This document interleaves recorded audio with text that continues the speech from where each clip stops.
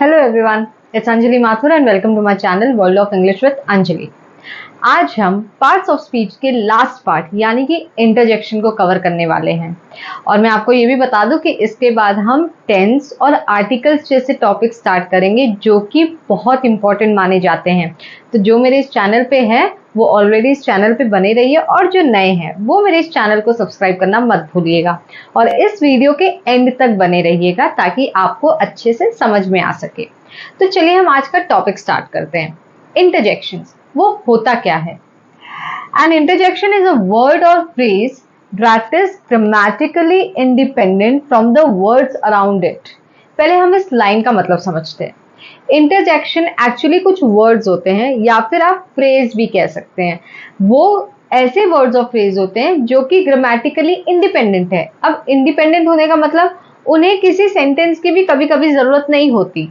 जैसे मैं आपको एक एग्जांपल देती हूँ। मान लीजिए आपको चोट लग गई तो आप कभी कभी कहते हैं, अब हमेशा ये नहीं कहते कि मुझे चोट लग गई, आप कहते हैं आउच। तो आउच से भी हम समझ जाते हैं अगर वो सामने वाला इंसान आउच बोल रहा है इसका मतलब उसे चोट लगी है, इसीलिए उसके मुंह से आउच निकला।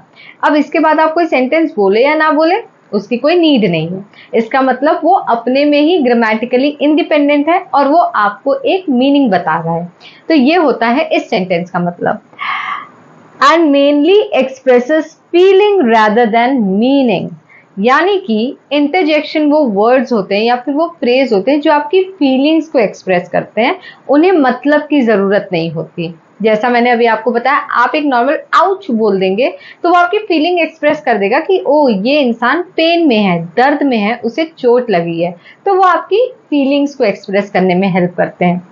We use an exclamation mark after interjection। exclamation mark आप देख सकते हैं, एक दंडी उसके नीचे एक पॉइंट, इसे हम एक्सक्लामेशन मार्क कहते हैं जो कि हम इंटरजेक्शन के बाद हमेशा यूज करते हैं। ठीक है, अब यहाँ पे मैंने कुछ एग्जांपल्स दे दिए हैं। वाओ, ओ, वेल डन, ब्रावो, एटसेट्रा। अभी जैसा कि मैंने आपको बोला इंटरजेक्शन वर्ड्स भी होते हैं और फ्रेजेस भी होते हैं। तो फ्रेज किसे कहते हैं? वर्ड्स तो ये सिंगल सिंगल वर्ड है, फ्रेज मतलब ये दो वर्ड मिलके एक फ्रेज बना रहा है। Well done, well well, oh shit. तो ये सब क्या है? ये आपके एक्चुअल में फ्रेज है जो कि इंटरजेक्शंस है। फ्रेज मतलब सिंगल वर्ड नहीं होता, एटलीस्ट दो वर्ड्स को हम फ्रेज कहते हैं।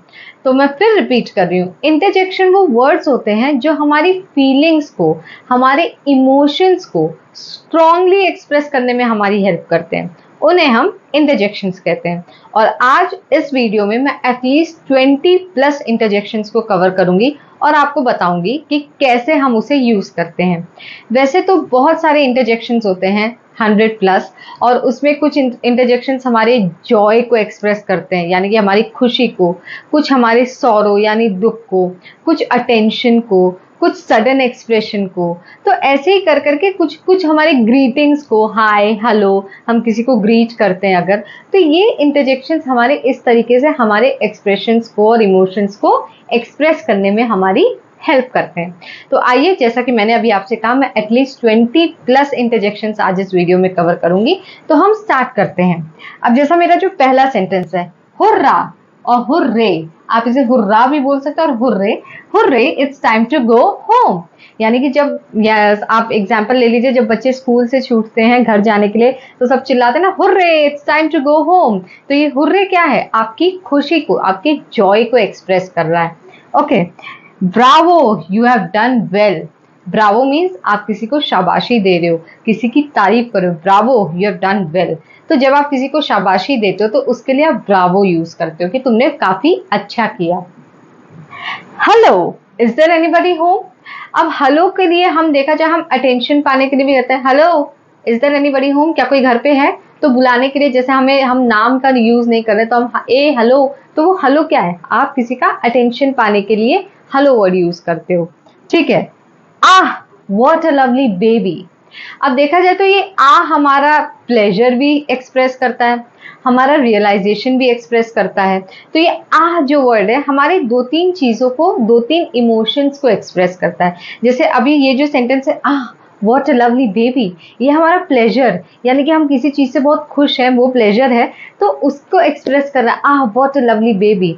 अगर इसी को आप रियलाइजेशन में, यानी कि किसी चीज़ की आपको रियलाइजेशन हो गया, आपको महसूस हुआ कि हाँ आपने ये गलत किया, तो उसके लिए भी हम आई फॉरगॉट माई बुक, तो ये आपको रियलाइज हो गया कि यहाँ आपने गलती की है, आपने बुक छोड़ दी घर पे, तो उसके लिए भी हम का यूज करते हैं। Hey come and look at this, hey भी एक तरीके से देखा जाए आप अटेंशन पाने के लिए यूज करते हैं। हे आओ इधर आओ, इसे देखो। तो हे क्या है, आप अटेंशन पाने के लिए किसी को एक स्ट्रॉन्ग फीलिंग के साथ बुला रहे हैं, hey come and look at this.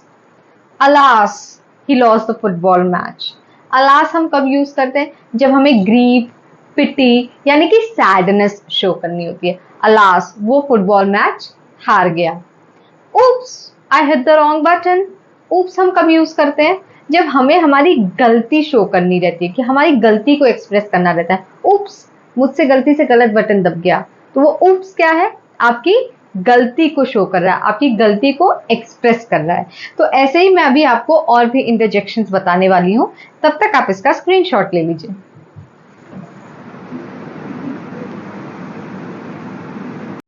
तो जैसा कि मैंने अभी आपको बताया कि इंटरजेक्शंस हमारी अलग अलग इमोशंस और फीलिंग्स को एक्सप्रेस करने में हेल्प करते हैं, ठीक है। तो यहाँ पे मैंने कुछ और इंटरजेक्शंस दिए हैं जो मैं अभी आपको समझाऊंगी कि हम किस फीलिंग के लिए किस इंटरजेक्शन को यूज कर सकते हैं। लेकिन उससे भी जरूरी एक बात, मैं एक चीज और रिपीट करती हूँ, आप किसी फीलिंग को एक्सप्रेस करने के लिए सिर्फ एक इंटरजेक्शन पे डिपेंड नहीं रह सकते। हमारे पास बहुत सारे इंटरजेक्शंस होते हैं कोई भी एक फीलिंग को एक्सप्रेस करने के लिए। अब उसका मतलब मैं आपको यहाँ पे कुछ इंटरजेक्शंस जो मैंने दिए हुए हैं उसके थ्रू मैं आपको समझा देती हूँ। अब जैसा कि मैंने स्टार्टिंग में भी बताया था कि आउच हम कब यूज करते हैं, आउच इट इज पेनफुल, यानी कि जब हमें अचानक से चोट लग जाए या दर्द हो जाए तो हम कहते हैं आउच। तो आउच क्या होता है, हमें दर्द हो रहा है, तो इट इज पेनफुल, तो हम अपने पेन को एक्सप्रेस करने के लिए आउच का यूज करते हैं। अब ये जो मैंने यहाँ पे एक और इंटरजेक्शन दिया, यू इट्स सो डर्टी, यानी कि जब हमें कोई चीज बहुत गंदी लगती है, डिस्गस्टिंग लगती है, तो हम उसको एक्सप्रेस करने के लिए क्या कहते हैं, यू। तो यू वर्ड हमारे डिस्गस्ट को एक्सप्रेस करता है, you it's so dirty.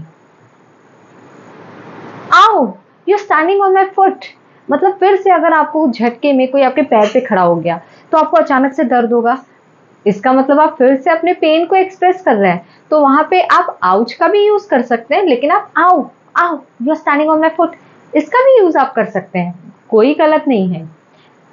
Wow this dress is beautiful, wow हम कब यूज करते हैं, जब हमें किसी चीज की तारीफ करनी होती है, किसी चीज को प्रेज करना होता है। Wow this dress is beautiful. Please don't interrupt मी, हम कब यूज करते हैं, शांत करने के लिए, कि शांत हो जाओ, मुझे डिस्टर्ब मत करो, डिस्टर्बेंस को रोकने के लिए हम और वो कौन से डिस्टर्बेंस को, जो डिस्टर्बेंस हमें नॉइस आवाजों से आती है, उस डिस्टर्बेंस को रोकने के लिए हम का यूज करते हैं। Few that was a lucky escape.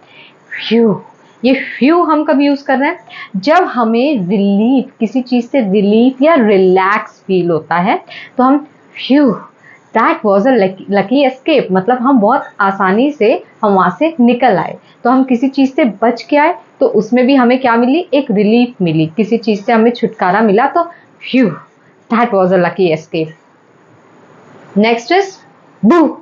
अब ये बू मतलब जब हम किसी को डराते हैं अचानक से, बू यू स्कैर्ड मी, तुमने मुझे डरा दिया, तो ये बू हम यूज कर रहे हैं किसी को अचानक से डराने के लिए।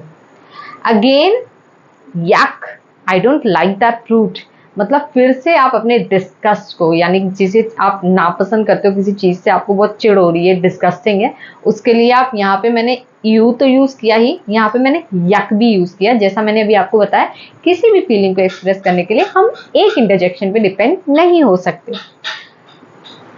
हश द बेबी स्लीपिंग, वापस से किसी को शांत कराना हो तो उसके लिए हम श का भी यूज करते हैं और हश का भी यूज करते हैं। हश धीमे शांति से, बच्चा सो रहा है, the baby is sleeping. Okay now jeez you scared me standing there in the dark, मतलब जब आप किसी चीज़ से पहले डर जाते हो लेकिन जब आपको पता चलता है कि नहीं नहीं वहाँ ऐसा डरने वाला कोई चीज़ था नहीं, तो उसमें भी आप वापस से क्या फील कर रहे हो, एक रिलैक्सेशन फील कर रहे हो। तो उसके लिए आप कौन सा वर्ड यूज़ कर रहे हो, जीस।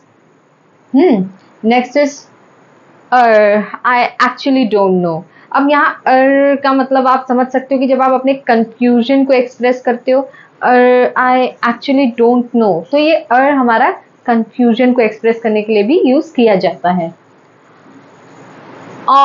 The baby is so cute. अब आप कब यूज करते हो, जब आपको कोई चीज बहुत स्वीट, बहुत प्यारी, बहुत क्यूट सी लगती है, तो उसके लिए आप the baby is so cute, तो उसको एक्सप्रेस करने के लिए आप का यूज करते हो। Bingo, I got the answer. अब ये बिंगो आप कब यूज कर रहे हो, बिंगो हमारे कौन सी फीलिंग को एक्सप्रेस करता है, जब हमें कोई चीज करेक्ट पता चल जाती है, हमें हमारे सवाल का जवाब मिल जाता है, Bingo I got the answer. या फिर हम कहीं कंफ्यूज हो लेकिन हमारी कंफ्यूजन दूर हो जाती है, तो उसके लिए भी हम बिंगो का यूज करते हैं। Oh no, I forget that I have an interview today. Oh no मतलब शिट को या ओ नो को ओ माई गॉड। अब आप देख सकते हैं यहाँ पे मैंने एक वर्ड का यूज नहीं किया, दो वर्ड है, यानी कि ये इंटरजेक्शन फ्रेज है। ठीक है, तो यहाँ हम क्या शो कर रहे हैं कि देखा जाए तो फिर से एक गलती हो गई, हम गलती से मैं गलती से अपना इंटरव्यू भूल गई। Oh no, I forget that I have an interview today. Okay, अब आप इस सेंटेंस में देख सकते हो दो वर्ड का यूज किया गया है, व्हाट हैव यू डन। ये पहला वर्ड हमारा एक एक्सप्रेशन शो कर रहा है, कौन सा एक्सप्रेशन, शॉकिंग एक्सप्रेशन। व्हाट, क्या, व्हाट हैव यू डन, क्या किया तुमने। यहाँ ये वर्ड हमारे शॉकिंग एक्सप्रेशन को शो करने के लिए यूज किया गया है, लेकिन ये वर्ड हमारा क्वेश्चन पूछ रहा है। Okay, now next is hello, hi, I am सारा। जैसा मैंने आपको बताया था, ग्रीटिंग्स भी आते हैं हमारे इंटरजेक्शन में। जब हम किसी को ग्रीट करते हैं तो ग्रीट करने के लिए हम कहते हैं ना नमस्ते, हाय। अब नमस्ते तो हम इंग्लिश में यूज करते नहीं है, तो हम इंग्लिश में क्या यूज करते हैं, हेलो, हाय, आई एम सारा। Next is well done, you have done a great job. यानी कि जब आप किसी की तारीफ करते हो, जैसे आप ब्रावो से भी कर सकते हो, और वेल डन हमारा अप्रूवल भी शो करता है। ठीक है, तो यहाँ पे आप क्या कर रहे हो, यहाँ पे आप एक तरीके से तारीफ कर रहे हो, well done, you have done a great job. Yummy, I loved your cooking. Yummy हम सिर्फ एक एक्सप्रेशन के लिए यूज करते हैं, वो है जब आप किसी खाने की चीज की आप तारीफ करते हो, तो या तो उसके लिए भी हम कहते हैं ना इट्स सो टेस्टी, तो उस टेस्टी को हम एक्सप्रेस करने के लिए कौन सा वर्ड यूज करते हैं, यमी। या फिर इसके जगह हम कभी कभी ये भी यूज कर सकते हैं डिलीशियस। तो ये यमी क्या शो कर रहा है, हमारा एक कुकिंग प्रेजल, यानी कि आप किसी खाने की तारीफ को आप यमी से आप शो कर सकते हो। तो ये हमारे कुछ इंटरजेक्शंस थे जो कि मैंने आपको आज अपने इस वीडियो में कवर करके बताए हैं। और मैंने पहले भी कहा है कि हमारे इंटरजेक्शंस ऐसे बहुत से होते हैं, 100 से ज़्यादा होते हैं। ठीक है, जो हमारे अलग अलग एक्सप्रेशंस को एक्सप्रेस करने में हेल्प करते हैं, हमारे फीलिंग्स को, इमोशंस को, लेकिन वो ज़्यादातर स्ट्रॉन्ग होते हैं। हमारे strong expression, strong feeling, strong emotions को एक्सप्रेस करने में हेल्प करते हैं। तो आज मैंने यहाँ अपने इंटरजेक्शन को कवर कर लिया है। अब नेक्स्ट वीडियो में मैं आपको टेंस बताने वाली हूँ, जो कि मैंने पहले भी कहा था, मैं फिर से कह रही हूँ, वो बहुत इंपॉर्टेंट होने वाला है। बिकॉज टेंस हमारे बहुत सी चीज़ों में हेल्प करता है, हमारे कॉन्वर्सेशन स्किल को भी इम्प्रूव करने में हमारी हेल्प करता है, कॉम्पिटिटिव एग्जाम्स में भी। वैसे तो अगर आप ग्रामर प्रॉपर पढ़ेंगे तो एक एक पार्ट हमारे कंपटीशन में भी बहुत इंपॉर्टेंट होते हैं। ठीक है, तो मैंने पहले भी कहा था, मैं वापस से रिपीट कर रही हूँ, जो मेरे इस चैनल पे नए हैं वो मेरे चैनल को सब्सक्राइब करना मत भूलिएगा, और जो ऑलरेडी हैं वो मेरे आगे की वीडियोस के लिए वेट करिएगा, और मेरे इन सारे वीडियोस को लाइक शेयर ज़रूर करिएगा। थैंक यू, जय हिंद।